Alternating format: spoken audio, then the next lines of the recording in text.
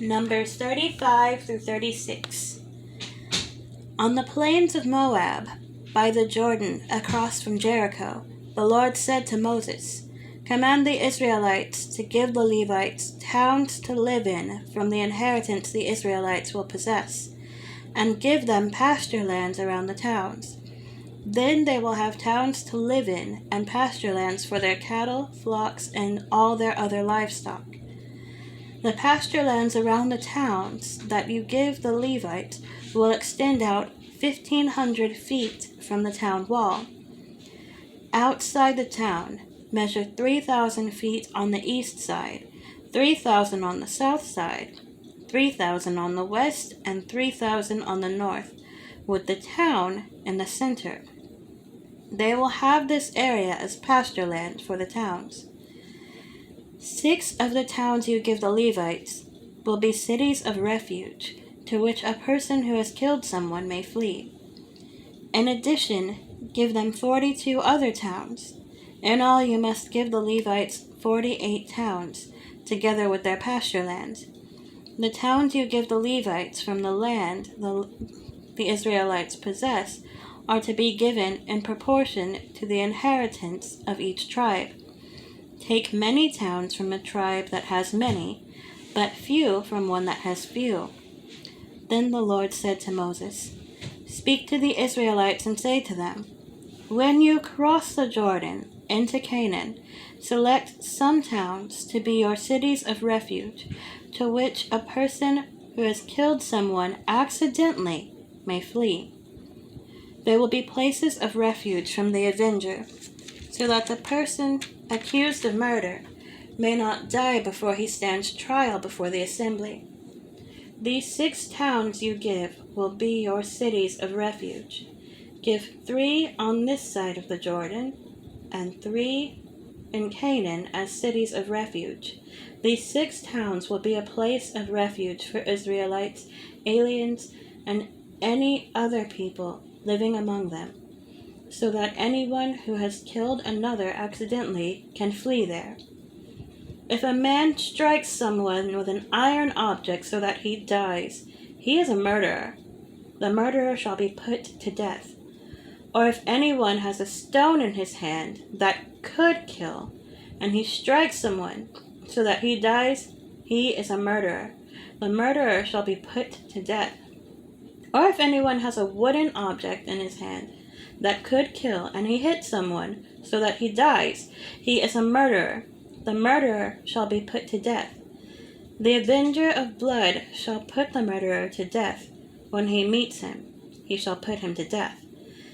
If anyone with malice aforethought shoves another or throws something at him intentionally so that he dies, or if in hostility he hits him with his fist so that he dies, that person shall be put to death. He is a murderer. The avenger of blood shall put the murderer to death when he meets him. But if without hostility someone suddenly shoves another or throws something at him unintentionally, or without seeing him, drops a stone on him that could kill him, and he dies, then since he was not his enemy, and he did not intend to harm him, the assembly must judge between him and the avenger of blood according to these regulations. The assembly must protect the one accused of murder from the avenger of blood, and send him back to the city of refuge to which he fled. He must stay there until the death of the high priest, who was anointed with the holy oil. But if the accused ever goes outside the limits of the city of refuge to which he has fled, and the avenger of blood finds him outside the city, the avenger of blood may kill the accused without being guilty of murder. The accused must stay in his city of refuge until the death of the high priest. Only after the death of the high priest may he return to his own property. These are to be legal requirements for you throughout the generations to come, wherever you live. Anyone who kills a person is to be put to death as a murderer, only on the testimony of witnesses, but no one is to be put to death on the testimony of only one witness. Do not accept a ransom for the life of a murderer who deserves to die. He must surely be put to death. Do not accept a ransom for anyone who has fled to a city of refuge, and so allow him to go back and live on his own land before the death of the high priest. Do not pollute the land where you are. Bloodshed pollutes the land. An atonement cannot be made for the land on which blood has been shed, except by the blood of the one who shed it. Do not defile the land where you live and where I dwell, for I, the Lord, dwell among the Israelites. Chapter 36. The family heads of the clan of Gilead, son of Machir, the son of Manasseh, who were from the clans of the descendants of Joseph, came and spoke before Moses and the leaders, the heads of the Israelite families. They said, "When the Lord commanded my Lord to give the land as an inheritance to the Israelites by lot, he ordered you to give the inheritance of our brother Zelophehad to his daughters. Now suppose they marry men from other Israelite tribes. Then their inheritance will be taken from our ancestral inheritance and added to that of the tribe they marry into. And so part of the inheritance allotted to us will be taken away. When the year of Jubilee for the Israelites comes, their inheritance will be added to that of the tribe into which they marry, and their property will be taken from the tribal inheritance of our forefathers."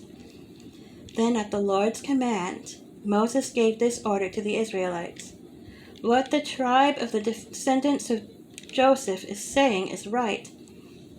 This is what the Lord commands for Zelophehad's daughters.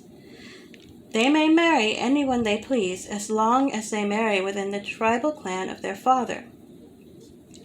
No inheritance in Israel is to pass from tribe to tribe, for every Israelite shall keep the tribal land inherited from his forefathers. Every daughter who inherits land in any Israelite tribe must marry someone in her father's tribal clan, so that every Israelite will possess the inheritance of his fathers. No inheritance may pass from tribe to tribe, for each Israelite tribe is to keep the land it inherits." So Zelophehad's daughters did as the Lord commanded Moses. Zelophehad's daughters, Mahlah, Tirzah, Hoglah, Milcah, and Noah, married their cousins on their father's side. They married within the clans of the descendants of Manasseh, son of Joseph, and their inheritance remained in their father's clan and tribe. These are the commands and regulations the Lord gave through Moses to the Israelites on the plains of Moab by the Jordan across from Jericho.